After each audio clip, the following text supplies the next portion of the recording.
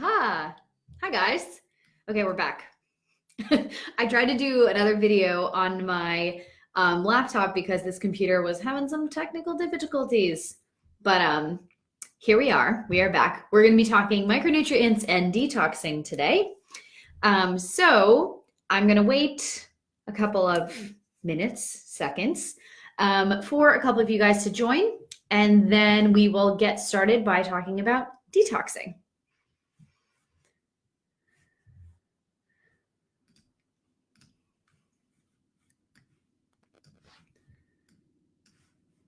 Okay. Hi to everyone who is joining. Please say hi in the chat so I can see who you are. Hi, Sarah.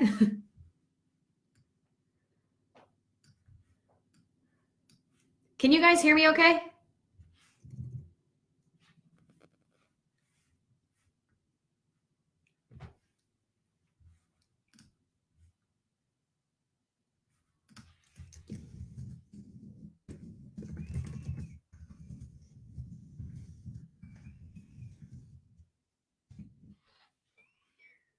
Okay.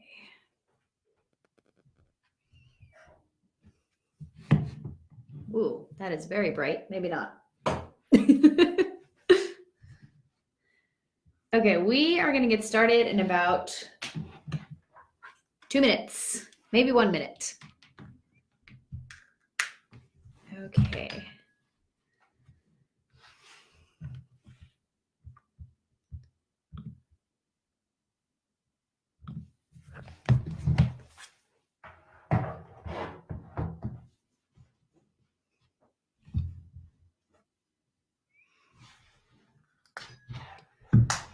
All right, so I'm going to get started.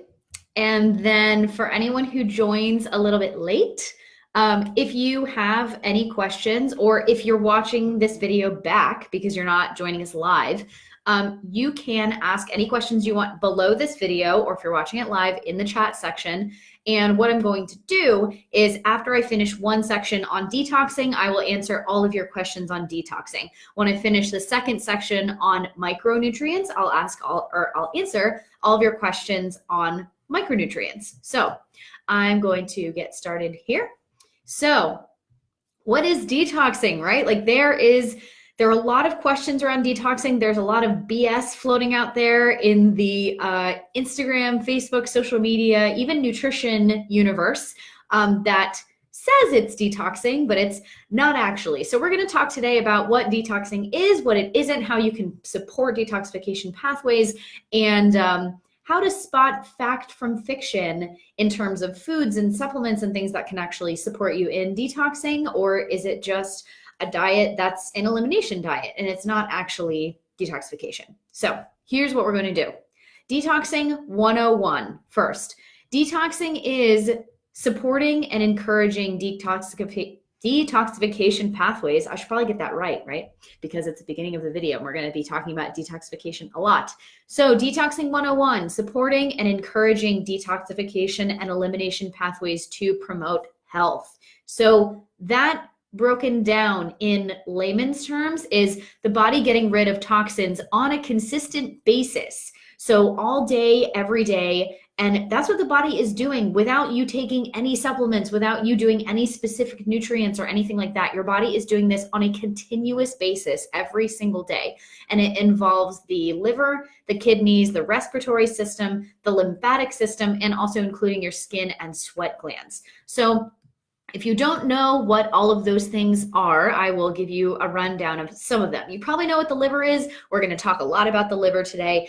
The kidneys are the body's main filtration system. So we're going to be talking about those too. The respiratory system is for breathing, right? And everything that goes along with that, with the lungs and all of the biochemical pathways there. And then also the lymphatic system. And you may not have heard as much about the lymphatic system because it's not super sexy in terms of the other organs, right? We talk about the thyroid all the time. We talk about the stomach, the intestines with all the new digestive health stuff. We talk about the liver a lot, but you don't really talk about the lymphatic system. So the lymphatic system is basically like the body's garbage collector. So it takes all of the toxins and all of the waste that your body wants to get rid of on a daily, hourly, minute by minute basis, and it sends it to the liver to be processed out. Then it is filtered through the kidneys and then excreted via the digestive system or the respiratory system, and then sometimes the skin as well. And so that's where the detoxification pathways come in here. So the lymphatic system is a network of organs and nodes and ducts and vessels that produce and transport lymph, which is a fluid that's made up of white blood cells. So you can guess here it's related to the immune system, and the lymphatic system is a big part of the immune system. And basically, like I said before, it serves as the trash collector for our bodies. So it's going to be transporting metabolic waste, right? So think about trash collectors. They're transporting waste to a recycling plant or to a trash plant to get rid of, right? So the lymphatic system doesn't actually get rid of stuff itself. It's like the transporter that's bringing things. And it's going to be picking up things like metabolic waste, excess fluid, dead cells from your organs, toxins and everything, and deposits them into the bloodstream, where they then get transferred to the liver and the large intestine, where they then get filtered out of your body. So how does this come back to detoxing, right? We're always going to be bringing it back here. If you have these organs and systems, your body is actually detoxifying very well on its own every single day. And the other side of this is like, okay, well, how do I know if I need to detox? And we're going to be talking about that later. But there are a few things that can impact regular detoxification processes, and I want to talk about those now. So, nutrient deficiencies, and we're going to talk about this more in the second half of this video when we're talking about micronutrients, but I will briefly mention them here. If you are missing or your body's not producing enough of certain nutrients, your body's not going to be able to detoxify as effectively or as efficiently, and so that's one way that we can support the body. Environmental toxins, exposure to them can also slow down the detoxification process. So things like heavy metals, chemicals, plastics, pesticides, medications, hormones, alcohol, drugs, insecticides, food additives, a lot of things, right? And I want you guys to know before you freak out about everything like this, like, oh my gosh, I'm exposed to those things on a daily basis. Your body, like I said before, it's doing a pretty good job every single day, if it's keeping you alive, to detoxify your organs, detoxify your pathways, and get rid of this waste. We're going to talk about why, in addition to the nutrient deficiencies and the exposure to these things, that might be slowing down and what we can do to support it. But so in order to improve and make more efficient the body's detoxification processes, we have to remove or limit as many of these things that I just mentioned as possible: the food additives, insecticides, inorganic chemicals, that kind of stuff. If we have a buildup of any of these things, it can not only impact our body's ability to get rid of toxins on a regular basis, which will impact other metabolic processes and body systems like digestion, hormone balance, etc., but it can also impact and cause inflammation and increase the body's production of free radicals, aka inflammation. If you've ever seen those commercials for pomegranate juice, that's what those like pomegranate juice dragons are fighting, is the free radicals, aka inflammation, right? Which increases your likelihood of developing other health issues. And the other things that I mentioned before, the heavy metals, the chemicals, medications, hormones, if you're taking like birth control, anything like that, those are also a reason why you might need to go through a detoxification protocol, right? So we're going to get into that too. But the other side of this, and this is more the, how do I say this in a nice way? It's not nice. The scam side of it, right? The marketing side of it, the flashy side of it. Detox, the way it's typically used in the nutrition and like wellness world today, is a marketing term that is used to sell weight loss diets. And this is why people are so confused about what the heck actual detoxification is. And we're going to be talking about sugar detoxes and detoxing from food and processed foods and stuff later, but actual metabolic detoxification is what we're going to be talking about right now. So we most commonly hear about the liver in terms of detoxification because people know that it has a huge job of processing out alcohol, right? People are like, oh, if you've been drinking more frequently lately, you'll hear this commonly around the holidays, is like, make sure you're taking these vitamins, or make sure you're drinking more water, or make sure you're eating these foods to help your liver process, right? And that is one of the jobs that the liver has, but the liver is actually our main detoxification organ. So I don't want to get too much into the biochemistry of this, because if you're not super into it, it can be a little bit boring, but I want to give you a little bit more of an overview of like what the heck is the liver actually doing when it's detoxifying, right? So there are two main phases of detoxification in the liver. There's phase 1 and phase 2, and then there's like an intermediate phase in the middle. I don't honestly know why they don't just call it phase 1, 2, and 3, but there's 1 and 2, and then there's an intermediate phase. So in phase 1, what the body is doing is taking fat-soluble environmental chemicals, meaning there's a chemical in here and there's like a little lipid bilayer around it that's preventing it from being broken down. So the first phase of detoxification is the body's breaking into that and breaking it open, right? So these can be byproducts of our own internal or external influences, whether we're talking environmental stuff, we're talking foods we've been eating, all the things that I mentioned before, heavy metals, stuff like that. And then also hormones, byproducts of metabolism and stuff, and breaking those down. And later in the micronutrients section, I'm going to talk about exactly how you can support phase 1 of detoxification. And then the intermediate phase, what they're doing here is they're then not only breaking down these toxins, but packaging them up so that they can move into the next phase where they become water soluble. But in this intermediate phase, these things are very highly toxic. So we don't want detoxification to stop here in the liver. We want to actually package them up as water soluble so you can either excrete them out in multiple ways, sweat, pee, all the things, breathing, right? Toxins go out through your breath as well. And so then in phase 2, after the intermediate stage, after the packaging stage, the body is taking those breakdown products and packaging them into a way so that they become water soluble again, so then you can eliminate them either through the gallbladder, which then creates these little packages of bile, and then they go out through the bowels, or it goes to the kidneys and then out through the urine. So again, for anyone who has joined, and I'm going to check on the chat as well. Hi, Nick. Hi, Sarah. So other things that you want to check in on here, that I want to check in on you guys. If you have any questions throughout the whole video, just feel free to pop it in the chat box and I will make sure to answer it. And we're going to get to a lot of the questions that Nick and I had pulled from the group before about detoxing and about micronutrients. So chances are I might have already pulled your question and I have plans to answer it. But if you don't hear your question answered, or if there's something else you want me to answer, just pop it in the chat group and let me know what you would like to know. So I want to talk about common misconceptions about detoxing. Juice cleanses, food detoxes, sugar detoxes, all that kind of stuff. So if you've been listening to what I've been saying about all the 3 phases of detoxification and all of the different systems that are involved in stuff, you probably have realized that you don't actually need a juice cleanse, a skinny tea, random supplements, or like a superfood shake in order to detoxify, because your body's actually doing this on an ongoing basis every single day. Now, are there certain foods and certain supplements and stuff that can support your body's ability to detoxify? Yes, but it's not like you're going to do a juice cleanse and it's like, all right, I'm officially in detoxing mode, right? The switch is on. The switch is on actually all the time, and you don't need to do a sugar detox, a juice cleanse, any kind of that stuff to actually detox, right? Again, your body's doing it on its own. So most of the things that you'll hear about, sugar detoxes, juice cleanses, all these other kinds of things, they actually have nothing to do with the physiological process of detoxification that we've been discussing, right? So like I did mention, though, it's not like all this stuff is just hogwash. So there are certain nutrients in foods and certain supplements that can aid in the detoxification process, but just hit myself, it's fine.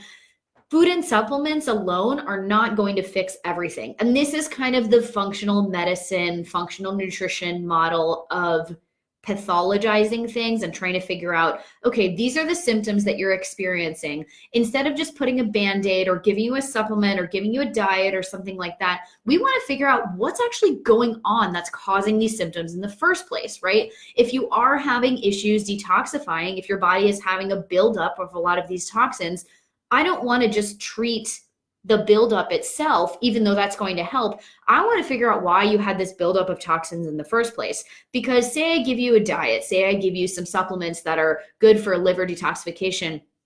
If we don't address why you had a problem detoxing in the first place, then as soon as you're done with those supplements and with that food, it's going to come right back. Maybe not immediately, but maybe a couple weeks, a couple months. You go on vacation, you eat foods you're not used to, you're exposed to more things, because we're always exposed to different things in this world. Heck, coronavirus is going on right now, right? This is not related to detoxification, but just saying that there are so many things that we're exposed to on a daily, weekly, monthly, yearly basis. And if our body is not detoxifying as effectively and efficiently as it normally is, you're going to have a buildup of these things in your system. So the first thing that you can do is to take a look at the lifestyle or environmental factors that might contribute to your body's issues detoxifying efficiently. So if you've got an autoimmune disease, if you've got chronic fatigue syndrome, the body's ability to process toxins out or reduce your total toxin load is already going to be compromised, right? If you've got any kind of chronic illness, it's probably compromised as well. But then on top of that, other things that you can say, okay, have I been exposed to these at all? One, have I been exposed to these on a consistent basis or on a high level? So stuff like smoke and pollution, right? If you live somewhere like LA, you're getting a lot more pollution and smoke exposure and smog exposure than a lot of other people are, say if you're living in the middle of the forest or something, right? If you use plastic frequently, if you use plastics that have BPA in them, if you're using conventional or non-organic house cleaning materials, same thing goes for makeup and skincare, which have a lot of endocrine disruptors in there. And the liver, as I mentioned before, is the central processing hub for hormones and medications and everything too. So if you're taking medications and your body's not detoxifying properly, they could be kind of getting stuck in there as well. Lack of physical activity. One of the ways that our body detoxifies is by sweating. So if you're not getting some physical activity in on a consistent basis, you're not really aiding in your body's detoxification pathways as well. And then low quality sleep. The one other thing I want to talk about is digestion. And honestly, I think I'm going to do a whole video for you guys in another month upcoming on digestion itself and how to help your digestion, what to do if you have digestive issues, stuff like that. But digestive issues can be an indicator that you're going to have some issues detoxifying as well, because, hate to bring up poop at 8 o'clock on a Wednesday night, but I am a nutritionist and this is what we do every day, right? So if you are experiencing any kind of constipation, and the way that I define constipation is going less than regularly, one time a day to completion is what we call it as dietitians as well.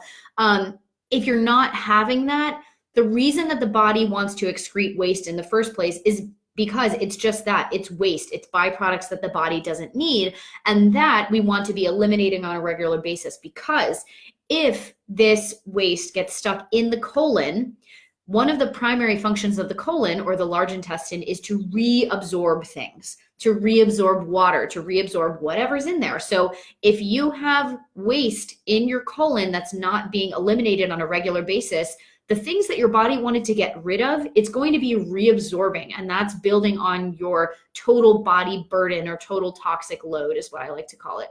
So again, if you have that and then your body is already having a hard time detoxing in general or reducing your body's total body burden, it's going to be even harder for the body to process it all out. So now I'm going to get into some detoxification questions. So let me check the chat really quickly and see if anyone has questions. While I'm going through this, if anyone has questions, feel free to pop them in the chat. If you don't see your question, flag me down by, putting it in the chat box, because if you wave, I won't see it, just so you know. I can only see myself when I'm doing these videos. Okay, questions about detoxing that we pulled from the group. So how would you know? What are the signs and symptoms if you would need to detox? And then how do I know if a detox is right for me? So disclaimer, right? Before putting you on any kind of detoxification protocol, because these things, if you're going on like a proper detoxification protocol, because you got a backup in your liver, you've got heavy metals, you've got, any of these things, it is intense. Like you go through what feels like, when people say they're doing a sugar detox, and you know how the first weak, you feel kind of clammy, you feel a little bit fluish, like you might feel feverish sometimes and going through that, it is that worse, so much worse, because your body is getting rid of truly all of these toxins that have built up in your system that normally it would be getting rid of on a regular basis. But if this stuff has been building up in your system for months on end, how do you think it's going to feel to get that out in a week, in 2 weeks, right? There are different phases of a detoxification protocol where basically you have to break everything down and then let it all out, and then you have to build the body back up. So that being said, if you feel like you need a detoxification protocol after I go through all of these things, highly, could not recommend highly enough working with a qualified healthcare practitioner, whether that's a nutritionist, a dietitian, a doctor who's trained in detoxification. I would recommend looking up someone from the Institute of Functional Medicine. They're usually great at this. And I can put a link to that in the group as well. Any good clinician, any educated good clinician, right? If they're going to put you through a detoxification protocol, they would do typically what's called a medical symptom questionnaire, or an MSQ, to address and assess what are the health concerns related to various body systems that are leading me to believe that I need to put you on a detoxification protocol. And if a detox is necessary, or if we want to go some other route to alleviate those symptoms or problems. So who might need an actual protocol like this, right? If the body's toxin load is too high, or if the body's if the body's ability to eliminate toxins is dysfunctional or not working as well as it should, and it's affecting that person's health, that person will probably need a detox. So someone's total body burden, and as I mentioned, like, what is this, your toxin burden? It's mainly determined by 3 sources. So you've got exposure from internal and external sources, right? We've talked about heavy metals, chemicals, non-organic foods, stuff like that, right? And then internal, external sources there. Then genetics does play a role in this too. Some people don't produce adequate amounts of nutrients or enzymes that we need to detoxify efficiently and effectively, so that can be a factor as well. And then nutrition plays a big role too. It's either you're ingesting or you're not the helpful nutrients that can impact the body's capacity to appropriately break down the amount of toxins in the system and lower your daily, weekly, monthly total body burden. So a couple of physical symptoms that you can look for: changes in urine, your bowels, or your sweat, blood markers that will show altered liver function, triglycerides, C-reactive protein, which is a marker of inflammation, abnormal methylation pathways.